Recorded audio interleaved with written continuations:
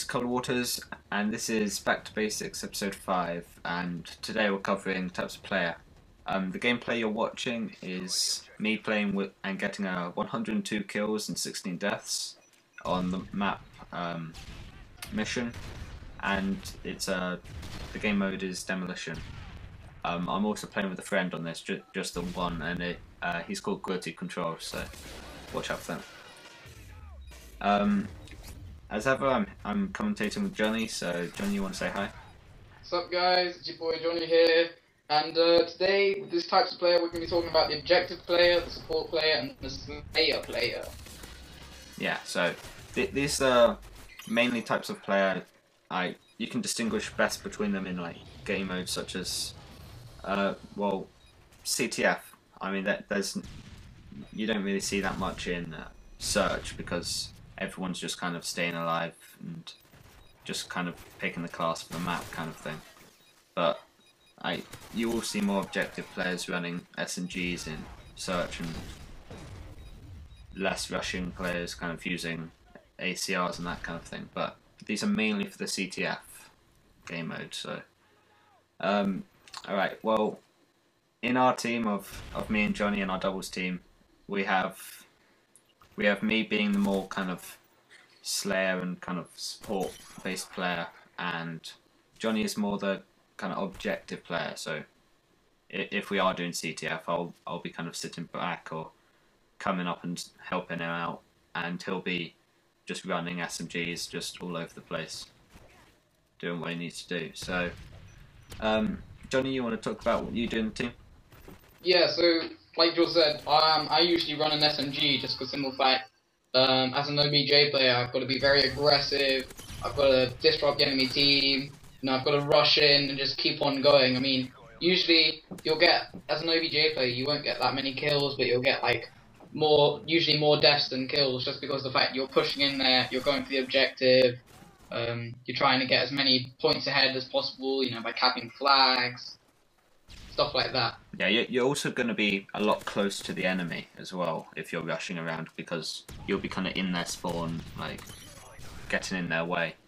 The main thing the objective player does is disrupt the enemy team, so he's just going to be like running through their defense kind of thing, and they'll have to deal with him. So that's one of the main uses, like as a distraction kind of thing. And, a good example of an OBJ player, or objective player, is Fear Moho, who part of the team Fear. Well, the leader of Team Fear. Yeah, really good team, and he's like really objective, probably one of the best objective players out there. And another objective-based player is a full player of Team Envious.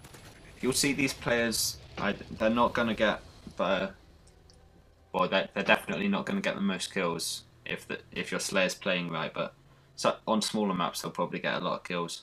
But they're usually going to get like not as many kills and kind of quite a few deaths just because of where they are, what they're doing, because they're going to be running around the map killing people.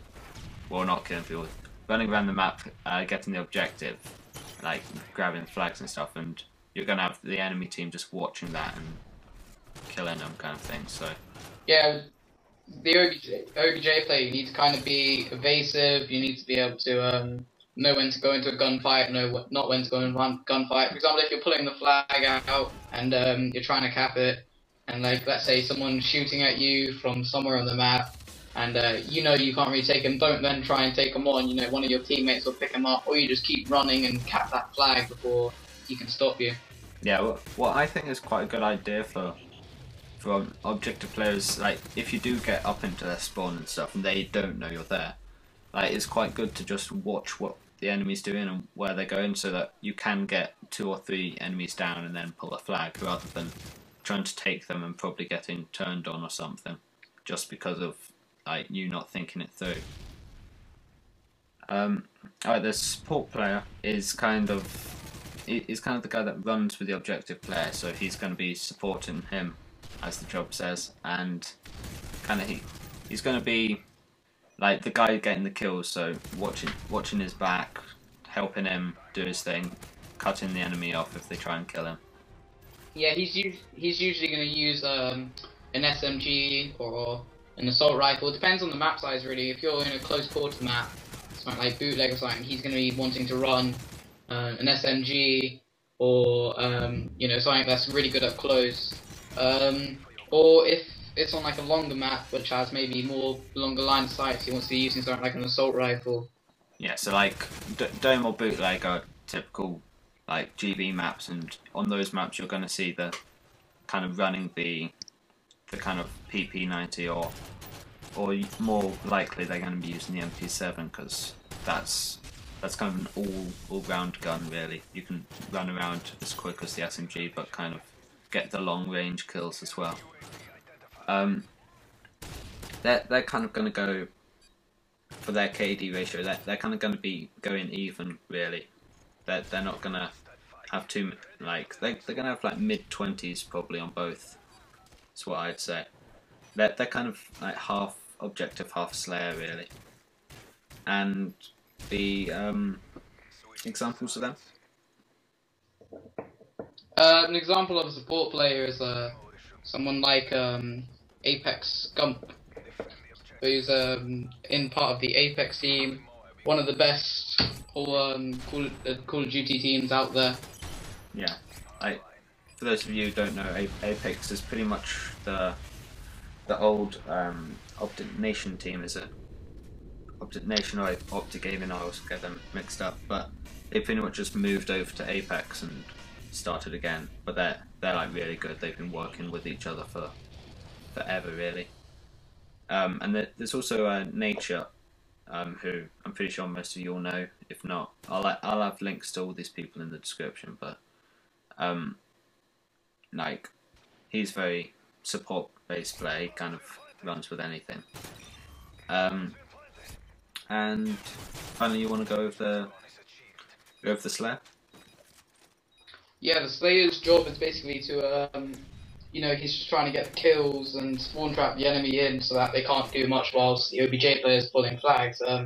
They're usually like using an ACR type just because they want to cover all areas of the map: long range, medium range, short range, and yeah, they're going to be using something like sleight of hand rather than extreme conditioning because they want to reload fast and be able to take out the enemies fast and just keep going. Some of them even use scavenger if they need to get more ammo and use the gun that they prefer. Yeah, you'll see sometimes on, I think it's Dome, there's that spawn trap you can get where the enemy's just stuck in the bunker of it, and you can't like get them out. You can't get out of that really easy because they're just aiming right at your spawn and just killing you as you spawn up. So it's really hard to get out of that, and for that your Slayer's just going to be there waiting and just spraying them as they come out. So he doesn't want to run out of bullets and just let the enemy team out because of that. He's going to be killing them all the time pretty much while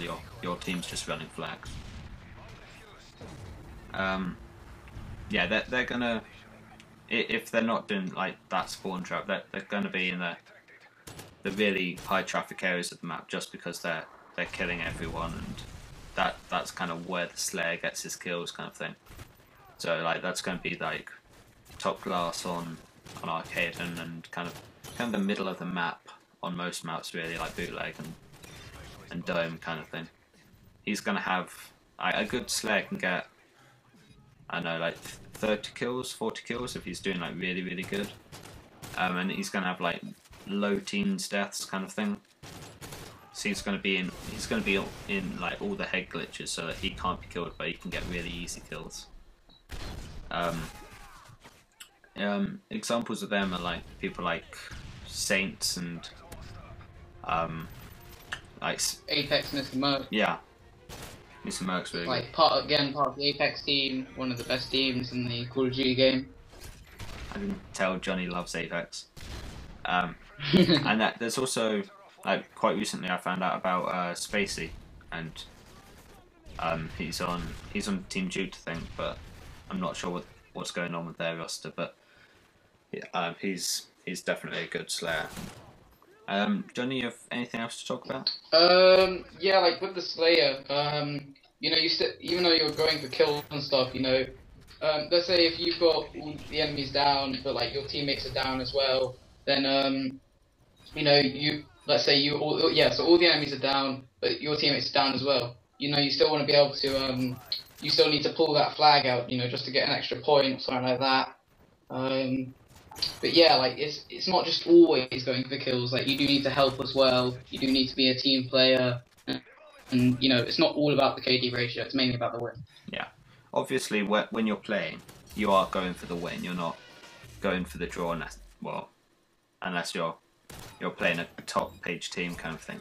You are going for the win on all of these. So if you need to pull, the Slayer will pull kind of thing. But if the objective player's there, he's going to pull it because he's better suited. He can get it out quicker, and all of that. But mainly these guys will stick to their roles. In S&D it's a bit different because usually you'll have an objective player who kind of rushes, and then the other players kind of sit back near the bomb and kind of listen for the plant or the fuse or whatever, and they'll run ACRs, which is very popular, but not necessarily. It's kind of everyone does their own thing on search. Some people play slow, some people play quick, and when you're finding out what kind of player you are, I think it's all about how you play, how you feel comfortable. Because if you're the guy who just rushes the enemy team all the time, you're a rusher. If you kind of sit back and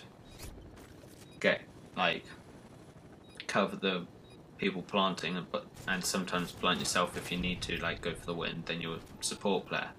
And if you're really good at getting kills and stuff, you're a Slayer. It just whatever's natural, or whatever your team needs. Because I've played objective quite a lot, and I've also played support quite a lot. It just depends on who you are, how you play, and kind of what your team needs, kind of thing. I also look at what kind of gun you're naturally best with, because if you're best with a PP, you're going to be objective. If you're best with an MP7, you're going to be support. If you're best with a type or ACR, you're going to be Slayer or support sometimes if it's ACR. Another quick thing is depending on what type of player you are, it's going to be your sensitivities as well. Is that's really important. If you're a Slayer, you usually want to be using lower sensitivities such as 2 or 3, because you want to have good aim.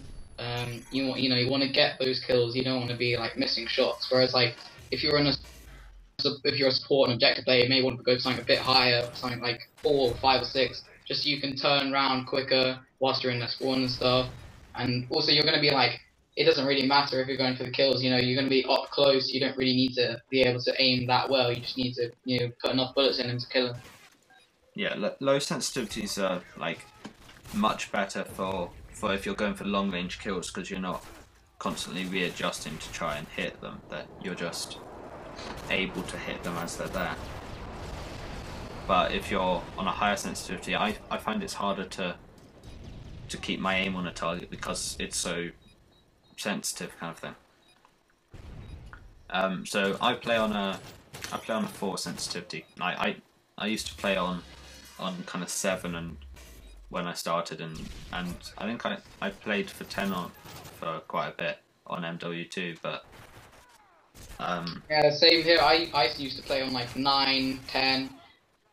But then when I started getting to GBs more, I realised a lower sensitivity is better because your shot's more accurate, and you have more control over where you aim and stuff. And also a higher sensitivity is it's all good for spinning around and all that, but that's not really too important on GB, because if you're a good player, you should know where the enemy is and where they're coming from, so you're not having to suddenly make a quick turn and try and get them. It's you know where they are, you know where they're coming from. You're going to be aiming there anyway, so you're not going to be surprised and need that high sensitivity. Alright, I think that's all we have, unless you have anything else, Johnny? Nah, that's all I've got to say. Alright, well, this has been episode 5 of Back to Basics. Thank you for watching, and I'm out. See ya. See you guys later.